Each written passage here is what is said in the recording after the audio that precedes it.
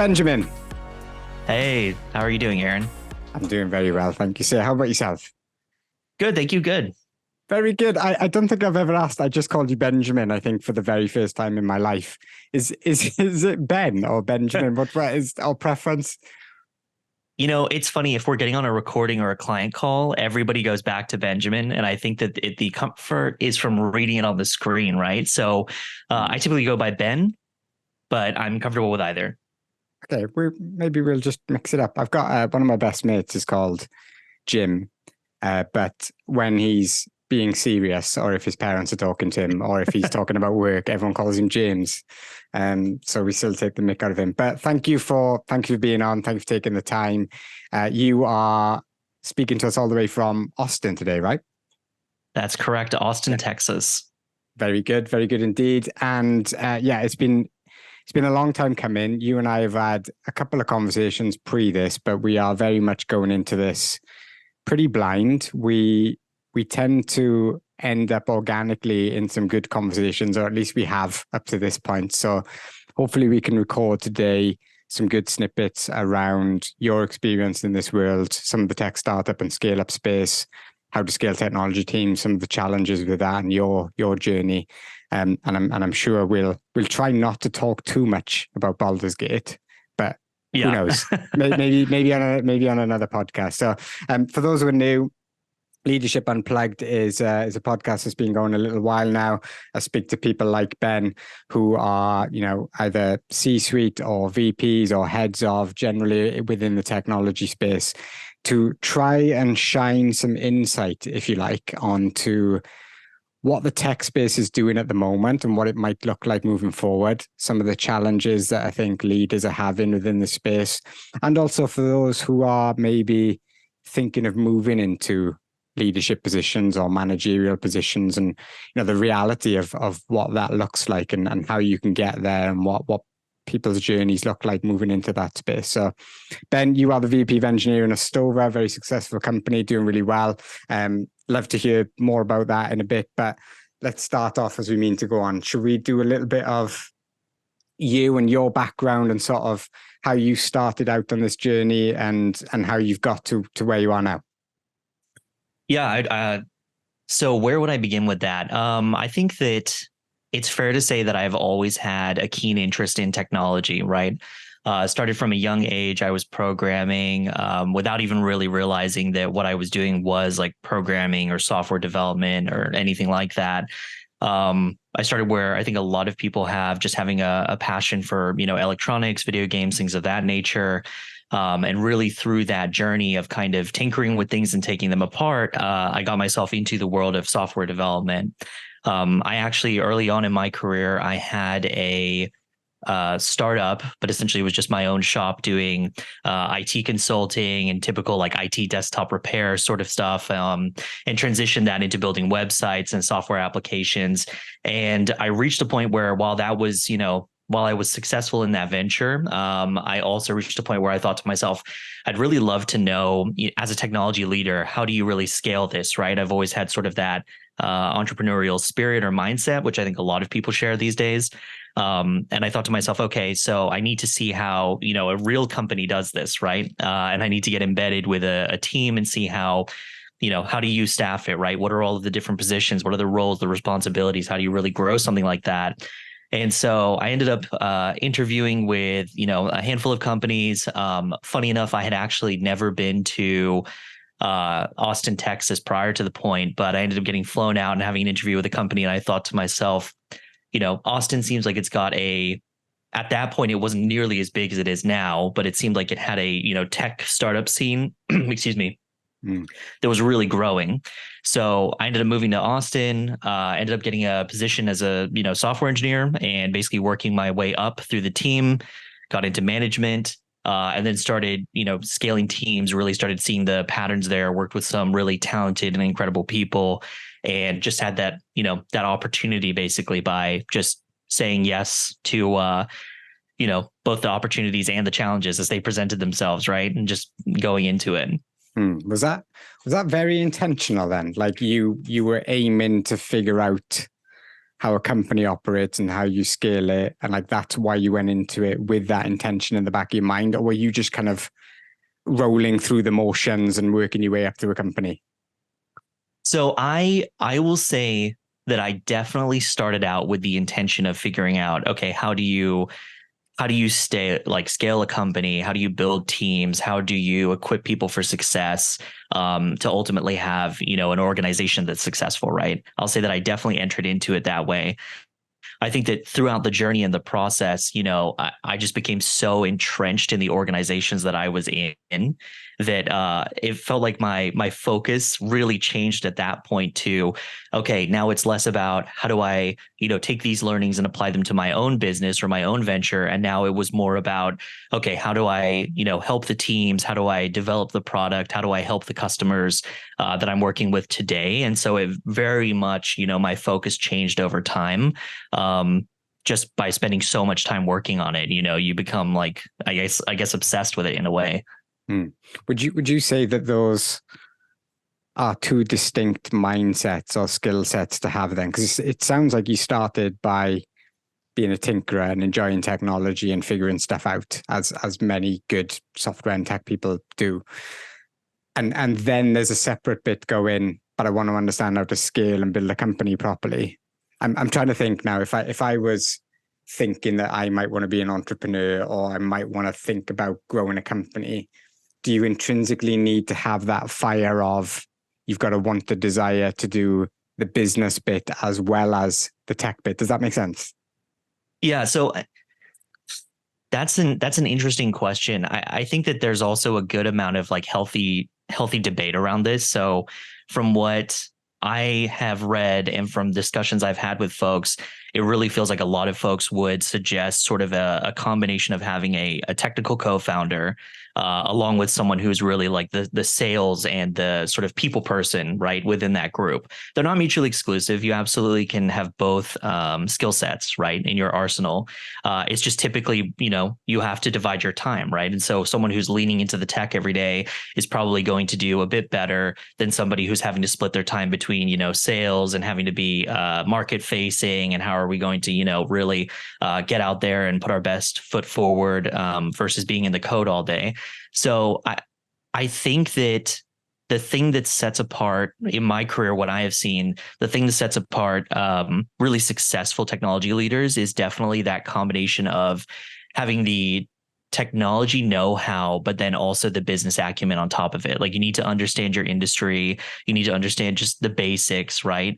What is a go-to-market strategy, right? Who is your intended audience? All of these sorts of things. And you also need to understand just kind of the language. Like, one of the biggest things is understanding when you get into a room and people are throwing these terms around, what does it really mean, right? And it's like, it is really two different worlds where on one end, you've got sort of the customer facing sales marketing engine, right, that feeds the beast. And then on the other side of it, you've got all of the engineers hacking away, developing the product. And I feel like those two things have been really siloed until, I don't know, a very recent push, I'd probably say in the last couple of decades, to really force them to work closer together. As far as the piece on, being an entrepreneur versus someone who's more internally focused, I think that you can be, and there's probably a term for this, I don't know it, but you can be an entrepreneur within an organization, as far as I'm concerned. And I think that that's really about seeing opportunities within your organization, getting out in front of clients in whatever capacity you can in your role. For some folks, it's not really feasible. For other folks, you find a way. And being able to address their challenges, like solve their problems. So I don't think they're mutually exclusive. There's probably a better term for it, though. It's quite an ongoing discussion, isn't it? And I think it's becoming a bigger discussion where you've got things like social media, which now show more entrepreneurs and winners in quotation marks, which is creating a culture, if you like, of people that believe that that's the route to go down, and that you should be an entrepreneur, and that it's really easy to start your own company and do your own thing and follow your dreams, and it's a better life, etc. I guess what I'm asking is, do you think that's reality, or do you think that's part of what's going on with social media and what we see and how we're influenced? If we were having this conversation 40 years ago, but we wouldn't, because podcast is a great example of us now talking about an entrepreneurial spirit, right?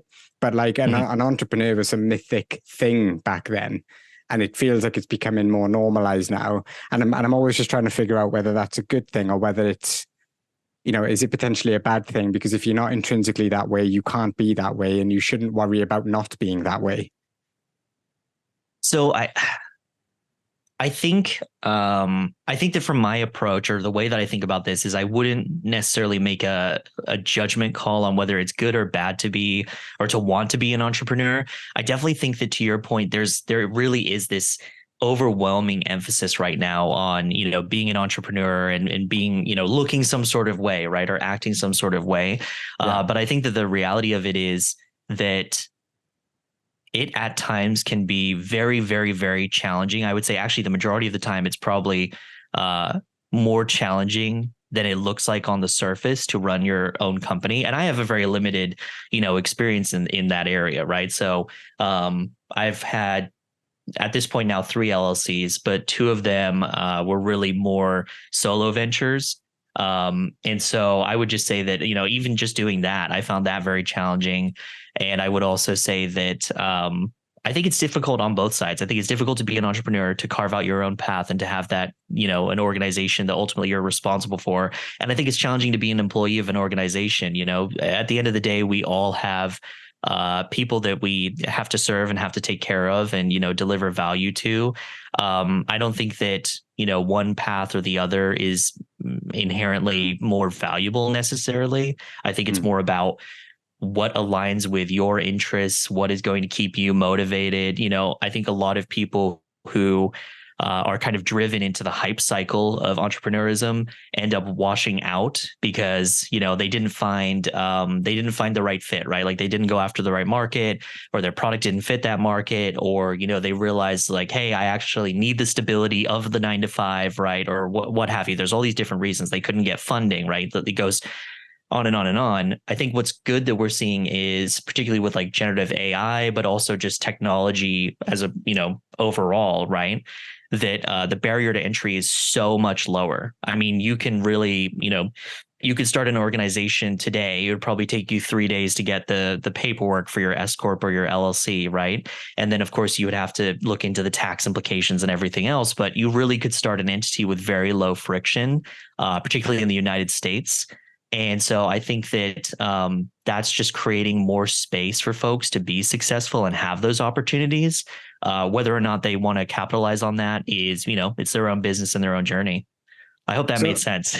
Yeah, no, it does. I really like that. So picking up on something you said there, like there definitely is a lower friction, and lots of sort of thought leaders in the space at the moment describe attention as being the number one currency in the market at the moment. Yeah. The one thing you want is attention, because like you said, there's a sea of people now that can build incredible products. And I don't know whether this is true, but it feels like previously, if you built the best product, that's what would win.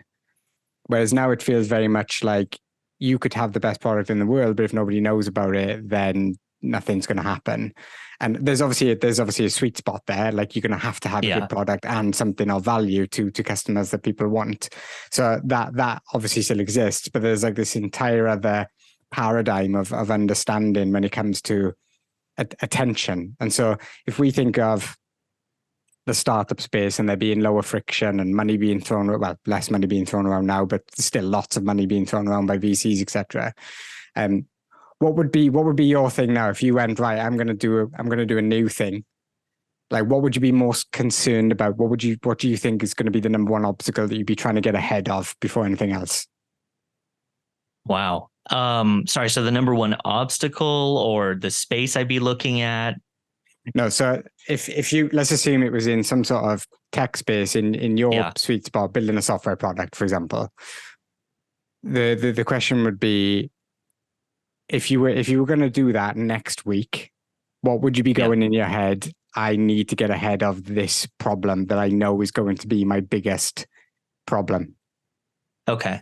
Okay. So I think that the majority of startups, or even just, products in general, you don't even have to be a startup. You can just be, a large company, or you could be a small business launching a new product. So when we talk about just products and bringing them to the market, I think the biggest thing is that people either get married to an idea early on, and then they work and work and work and develop that idea.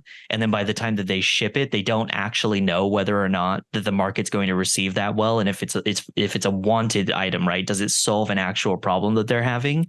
Mm. I think that that's probably the biggest pitfall, is that either folks take too long in the development of it, and then they release it and realize, oh, wait a minute, we've sunk all of this time and energy into it. There's a little bit of sunken cost fallacy that kicks in, and then you go, well, we've come this far. We've spent 7 months on this thing. We need to keep going on it. And then you end up finding out, okay, well, that doesn't actually address the problem, or it addresses a problem that's only a problem for 2% of our market, sort of a thing, right? So I would definitely say it's all about really understanding the market that you're in and solving for the pain points of that market.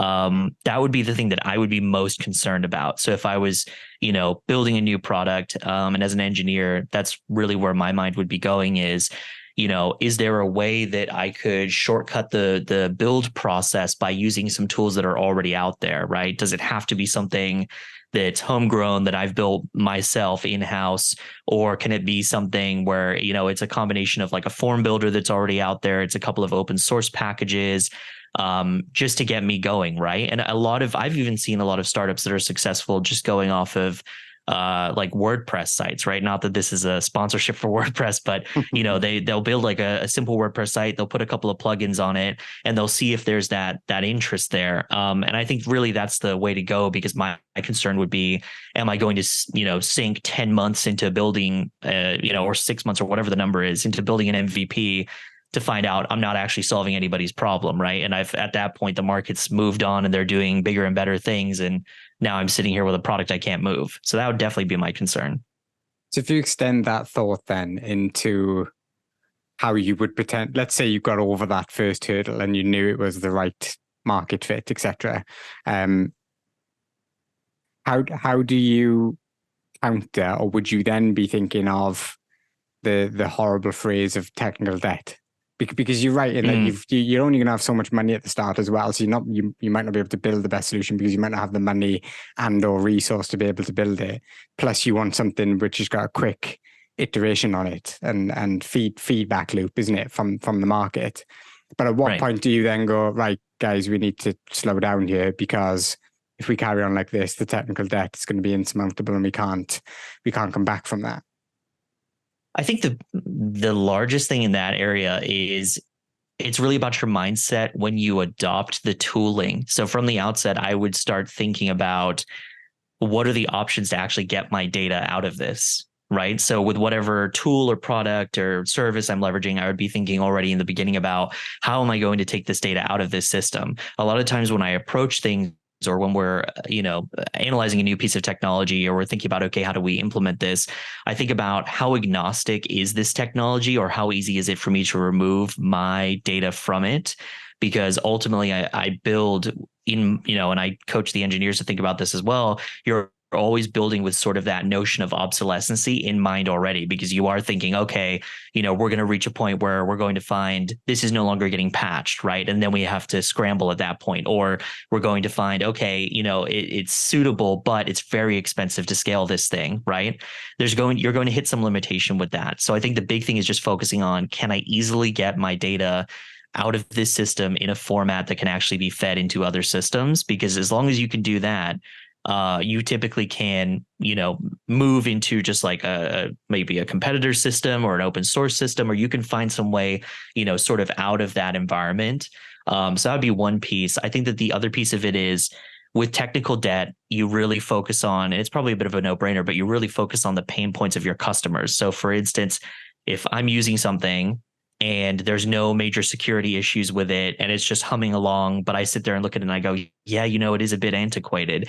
If that's not causing my customers concern, and they're not, opening tickets with me or saying it to me, when I meet them at an event or in passing, I'm not too concerned about it, right? Like as long as it's a secure solution and I don't have any qualms there, and it's operating and it's providing value for them, that's not my top concern, right? So you have to look at it through that lens as well as, okay, it may be antiquated. I may not feel very proud of this, right? But I'm going to focus on the areas where I do feel really proud, where clients really are saying, hey, I really want this. Like if you could give this to me, that would be, that would make a major difference for me, right? It would improve the lives of everyone who's working on your platform. That's where you want to focus. And then you go, okay, we're going to target and eliminate that technical debt. It sounds like you've become quite good at, or whether you've always been this way, I don't know, but objectively being able to separate your affinity and love for something. We talk about this with the entrepreneurial element of holding on to something. We've gone too far now. I want to build this product because I love it, as opposed to I want to build this product because the customers want it and therefore it's going to make money and therefore I can build a company. So that sounds very much like that. Like I can imagine a lot of technical debt challenges are because of a stubbornness almost, or a desire to just stick with X technology and or make something better for the sake of making something better, when actually the end point, which is you selling it to someone, hasn't made any difference. And so you're just increasing your costs without actually taking any more money out of it. Is that a natural skill within you, like that ability to kind of look at something from it's like you're looking at it from a commercial perspective, which is not often that common when you look at sort of software engineers, etc., because they might just enjoy the code and building something incredible. I would say that that's something that I do my best to. It's sort of that metacognition, right? Like I try to analyze the way that I think about things and how I approach things. And I almost have checkpoints with myself where I pause and I say, okay, do I feel this way about this because I just really dislike this technology and don't want to work in it? And so that's the reason why I'm feeling strongly about, hey, we need to get rid of this. Or is this something that's actually a value add? And I'm looking at it and going, okay, I need to eliminate this piece of technical debt because of the value it's going to bring to the business in operational efficiencies or what have you. To your question about, is that something that comes naturally to me? I think that as a person, I am typically objective in my decision making. However, I will say that also has been a muscle that I've built through having spent so much time. I mean, I have, like a lot of engineers, I have a graveyard of applications that I have, built to varying degrees, and then realized that, nobody wants them, right? So I put it out there. There's no real interest. And I go, oh, okay. And then I've been surprised by other things that I've built where people have been very interested by them. And I've gone, really? To me, this is not something that's that exciting, but for you, it improves your workflow or what have you. So that's where your value is at. And that's what I'm going to focus on. So I think I'm an objective person, but I think also that when you work in software engineering, one of the worst sensations you can have is when you build something and no one wants to use it and you get just no feedback on it, right? I imagine the equivalent is, it's like being an artist and you were to create something and you put it out there and you have no audience, no one even cares. So it's sort of both of those elements. So it sounds like an important piece of the puzzle, especially I think if we're thinking of scaling, coming back to that topic of not just, something small, but how you scale something. Is that way of thinking then something that you encourage with the people that you work with? Yeah, absolutely. So one of the things that I notice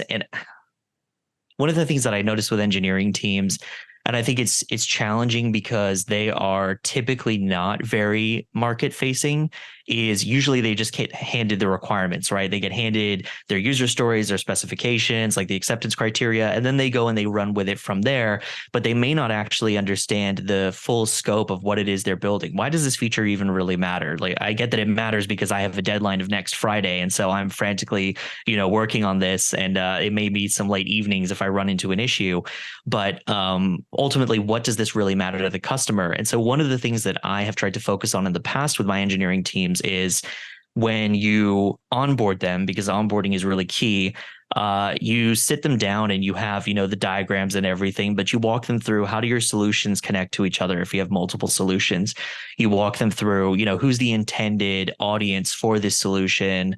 What does this actually enable them to do? It's even better if you can, although sometimes the answer is just use a recording, but it's even better if you can actually get them to shadow like a pitch, or a sales demo or something like that. And so that way the engineers can also see, outside of the context of our bubble of product development, they can see, well, how is this thing presented, on the front lines, right? Like, how do we go to market? How do we actually show this to our customers?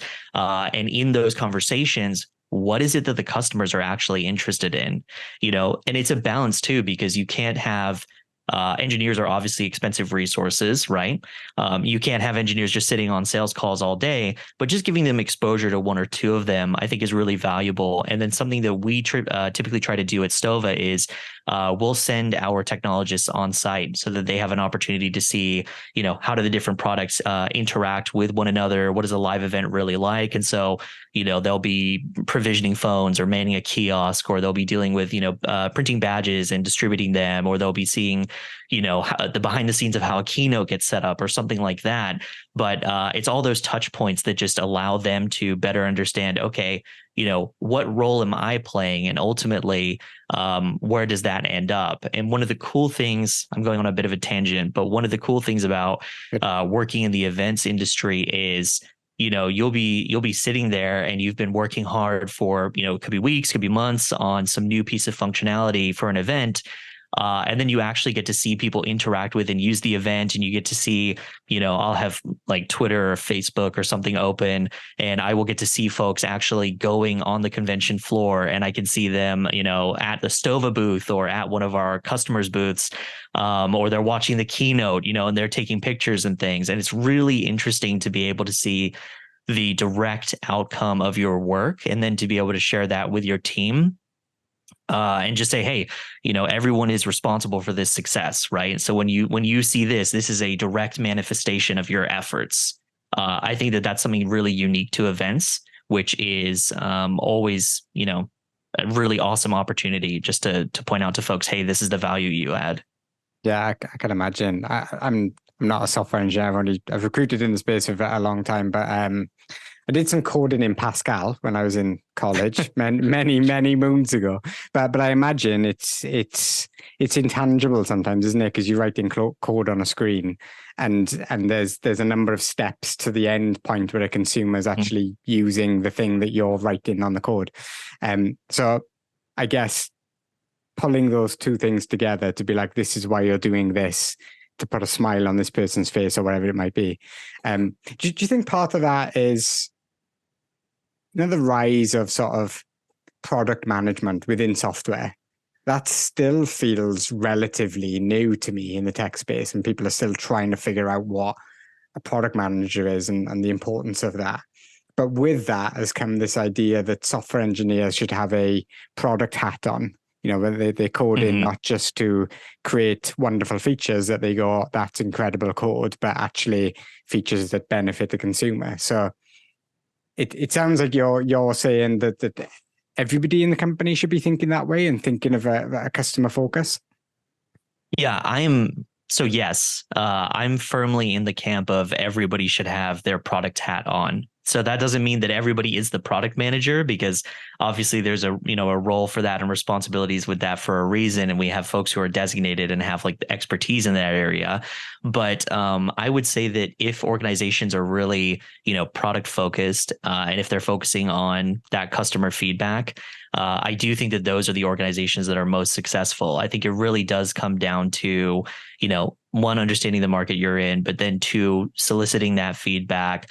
I think it's about, also delivering new offerings, but ensuring that the quality is still there, right? Like there's always that balance between, okay, well, we don't want to sit around for forever to ship this thing, but then on the flip of it, you also don't want to ship something that then, would damage the integrity of your brand, right? Because folks look at it and they go, well, this is very half baked. And so I think one of the other key things is just having, I'm going on a tangent, but having sort of beta clients or clients who you have a really, really good relationship with, where you can go to them and you can say, hey, we're thinking about bringing out this new offering. We want you to be able to test this for us, like in a limited capacity, like we have this window of time. Would you be willing to do that? Is that something you can invest time in with us?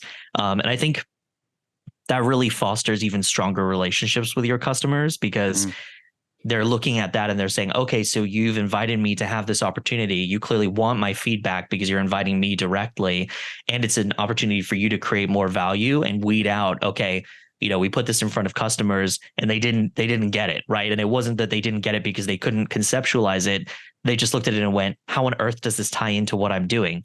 And hopefully you don't have too many of those instances, because then you're probably doing something very wrong. If you're having loads of those, this is not even applicable to me conversations, but, sometimes you'll get that spark where a customer will look at it and they'll say, well, that's not really it. I think that now that we're talking about it more and I have something tangible, this is actually the problem I'm having, right? And part of it's just getting to the heart of what is the actual problem. Like, let's make sure we have the same common ground. We have the same conception of the issue that we're trying to solve together. And then what are the inputs and the constraints around it?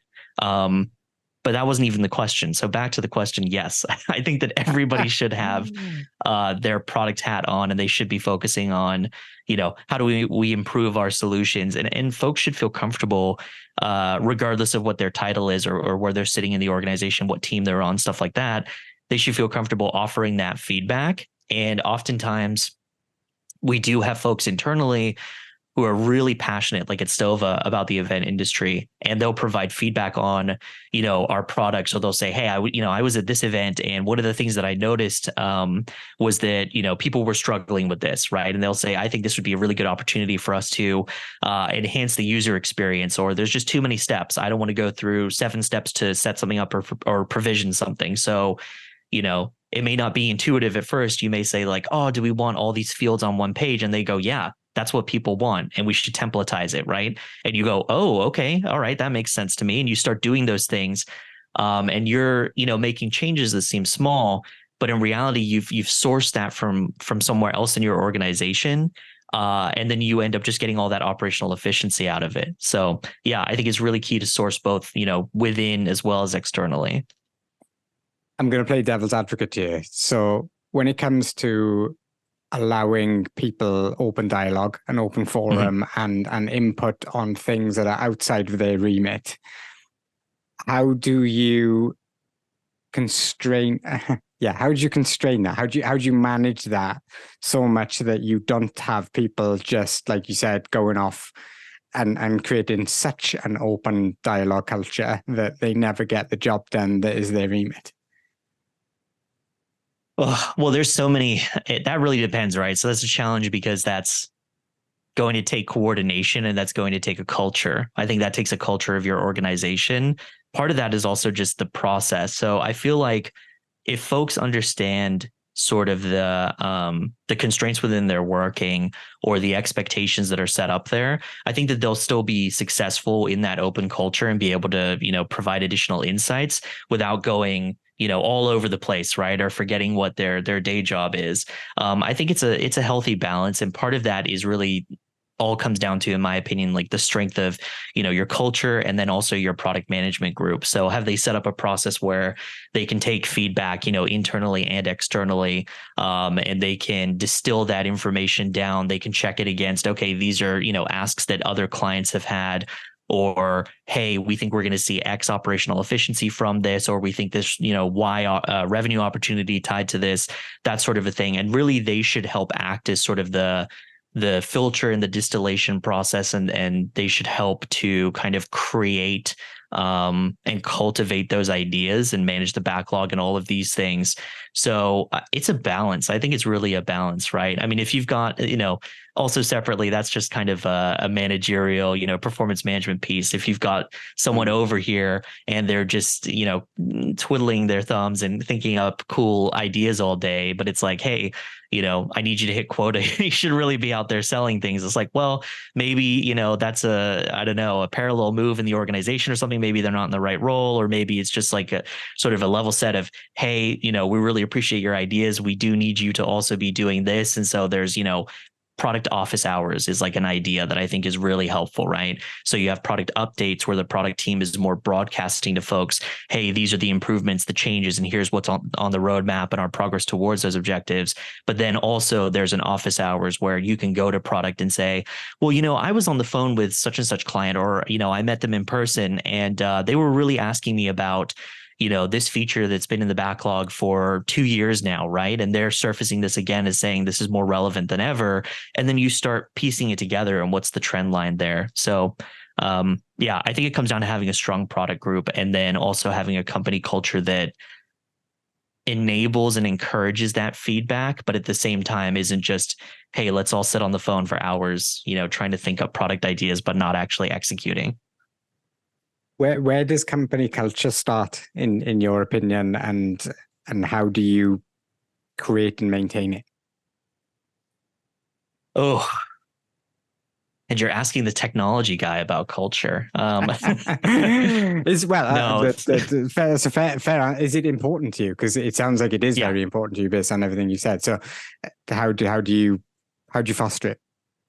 Yeah, so that's a great question. So where does this start, or where does it come from? I think a lot of company culture forms organically, and the fabric of a company culture is really made up of all of the micro interactions amongst people. I think that, and it's so difficult because this is such a massive topic, and I may not be the best person even to speak on it, but sort of my observations around company culture are, it's very important to make sure everyone has the same set of expectations, that everybody knows the goals that they're driving towards, and the manner in which, people should be comfortable being open, or that they should be interacting with each other, obviously being professional, having respect for your colleagues. These are sort of, we consider them, I think, oftentimes no-brainers, but in reality, sometimes you do actually have to give folks a bit more of that coaching and sort of correction in those areas. But I think that culture starts with leadership, but I don't think that it can be completely top down. I think that what I've seen in some organizations is the leadership will have a sense of alignment and culture, and they will feel very good about where culture is at, but that maybe that doesn't go to the next rung, or it doesn't go down to like every layer of management, every layer of employee. And so what you really want to focus on there is, you start out and you say, okay, here's our core values for a company. Here's the way in which we're going to, address one another with respect, with dignity, and fostering, for me, like in engineering circles, what I really focus on is how comfortable are people with, voicing their ideas, right? I think it's that psychological safety is probably the best term for it, intellectual curiosity, and essentially going to folks and saying, I want you to know that there are no taboo questions when it comes to figuring out what are we going to do to solution something, or to implement a new technology or something like that. We may not agree. That's the flip of that, right? That doesn't mean that because I'm saying there's no taboo questions that, I'm going to just agree with everything, right? We're probably going to come to a consensus on something, and we're going to say, yeah, we won't go that way because of this or because of that. But I think it's really important that people at least feel, at a minimum, safe to have those discussions even. I feel like some organizations, particularly if you've got someone who is really entrenched as a technical leader, like an architect or a team leader, something like that, you may come across scenarios where you find their team members are very talented, but they may not be comfortable voicing their ideas because that team lead or that architect is just so, I don't know, intellectually dominant, or, is basically just so quick to dismiss those ideas because this is the way that we've always done it and it works just fine, and don't overturn the apple cart, that sort of a thing. So it's a challenge, and culture also, I think it's at its most critical juncture, and things get really interesting during M&A cycles. I think that mergers and acquisitions introduce an entirely new layer and dynamic to the culture of your company. And those are the most critical junctures to be aware of what is going on and sort of baseline and set expectations from the very start, so that folks can then start figuring out, okay, how do we work together? What do we look like as a new culture? I think what I've seen is that oftentimes when an acquisition or a merger occurs, there's typically, one culture that's really hyper dominant, right? Particularly if they come from a tight knit startup. Right. And then that may become like the leading culture, but that may end up damaging, some of those social structures that you've had in place that have made you successful as an organization.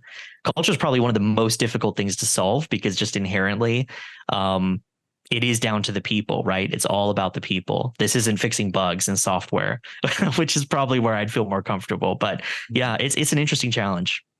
Is it something you actively think about when you're hiring? And if so, how do you assess it?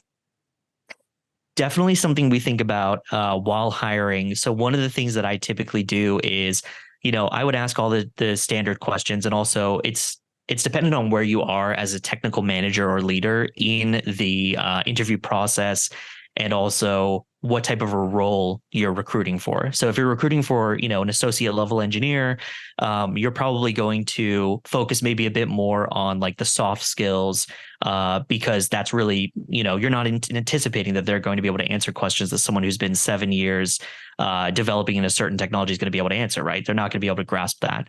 So what you're looking for, or what I look for, is intellectual curiosity, humility, and eagerness, to get in there and to do the work.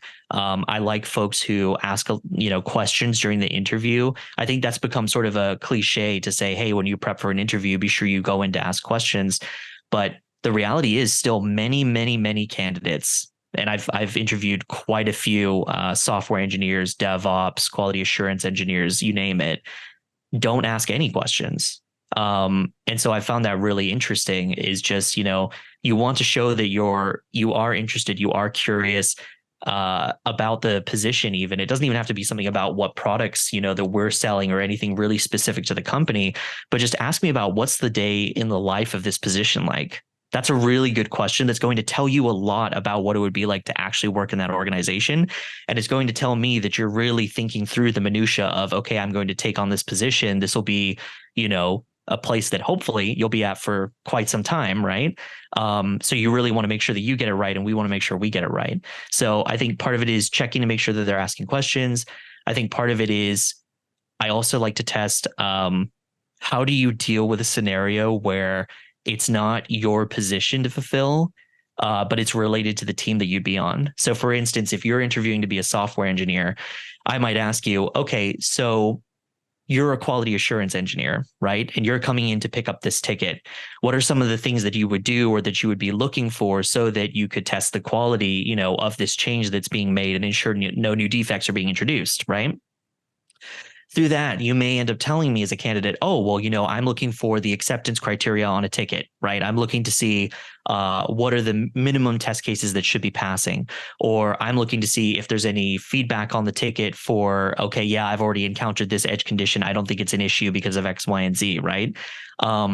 Those are the things that I like to ask, because it's a related item. So it's not like I'm asking you, hey, you're an engineer, how would you go and sell this thing? Because you'd sit there and go, what on earth does this have to do with my job? But it is getting you to think about, okay, I'll put myself in this other person's shoes. They're on my team likely, and they are in a related position. How would I be equipping them for success? And what would they be looking for so that I could do that, right? So those are the sorts of things that I also like to ask outside of just, typical technical questions. How do you solve this? Which so that's what I would target. Intrinsically links to culture and stuff. That's already creating a mindset and a way of thinking that is over and above just what the individual is meant to be doing. We discussed this before we jumped on, and we're live now recording. So we talked about time constraint, and I think we're going to run out of time. So I think what we might genuinely need to do is a part 1 and a part 2 here, because I have a million more questions that I want to ask you. Because we didn't even go into the secret sauce of scaling from when you were just yourself to go in, right, I'm actually going to build a company, and what that looked like, and people challenges there over and above culture, and how you manage that, and how you scale that, and how you keep people happy, and whether people being happy is important, or whether you just want machines working for it. Like, there's so many different things we could go into there, right? But I'm aware of time constraints. Is there anything you wanted to say before we try and wrap up? Just that it's been a pleasure, and thank you for the opportunity. And I look forward to picking it up in part 2. Yeah, absolutely. It's been really good, really good to have you on, Ben. There's loads of good stuff in there that I think we'll be able to take away. If anybody interested, all the other episodes are available on Spotify. You can watch the video on YouTube, which nobody ever does, but there is a video. But check out the audio on Spotify, Apple, the usual places. Please do comment, chat to us. Our LinkedIn profiles will be on there. If there's anything interesting you think we've discussed today that you want to engage with us on, both Ben and I are happy to have a conversation. That's the point of this, that we all kind of come away learning more. Cheers, Ben. Thank you very much. All right. Thank you so much. Cheers. Bye for now.